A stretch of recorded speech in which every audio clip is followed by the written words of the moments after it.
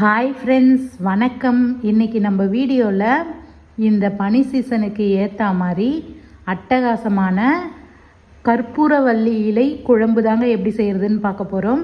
வாங்க நம்ம வீடியோக்குள்ளே போய் இந்த குழம்பு எப்படி செய்கிறதுன்னு பார்த்துடலாம். இது செய்யறதுக்காக நான் ஸ்டவ்வை பற்ற வச்சு கடாய் வச்சுட்டு கொஞ்சமாக எண்ணெய் ஊற்றிக்கிறேன். எண்ணெய் சூடானதோ ஒரு ஸ்பூன் அளவு கடுகு உளுத்தம்பருப்பு போட்டுக்கலாம். அது நல்லா பொரிஞ்ச பிறகு ஒரு 2 வெங்காயம் கட் பண்ணி வச்சுருக்கேன், அதையும் சேர்த்து நல்லா வதக்கிக்கலாம். இப்போ கடுகு நல்லா பொரிஞ்சிடுச்சு. நான் ஒரு 15 பூண்டை உரித்து வச்சுருக்கேன், அதையும் சேர்த்துக்கிறேன். 2 வெங்காயத்தை கட் பண்ணி வச்சுருந்தேன், அதையும் சேர்த்துக்கிறேன். இது கூடவே ஒரு கொத்து கருவேப்பிலையும் சேர்த்து நம்ம நல்லா வதக்கிக்கலாம்.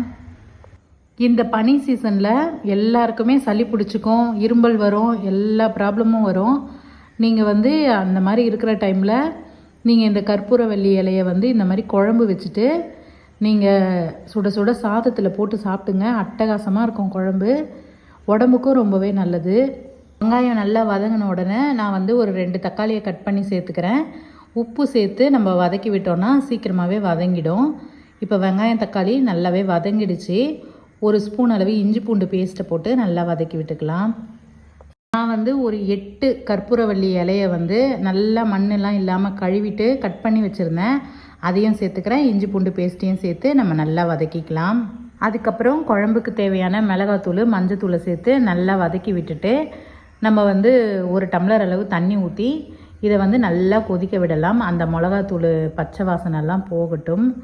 இப்போ இது நல்லா கொதித்து திக்காகி வந்த உடனே நான் ஒரு எலுமிச்சை பழம் சைஸ் அளவுக்கு புளியை ஒரு 1/2 டம்ளர் தண்ணியில் நல்லா கரைச்சி வெடிகட்டி எடுத்து வச்சுருக்கேன். கடைசியாக நல்லா திக்கான உடனே நம்ம அந்த புளி கரைசலையும் ஊற்றி 1 நிமிஷம் கொதிக்க விட்டு இறக்கணுன்னா சூப்பரான கற்பூரவள்ளி இலை குழம்பு ரெடி.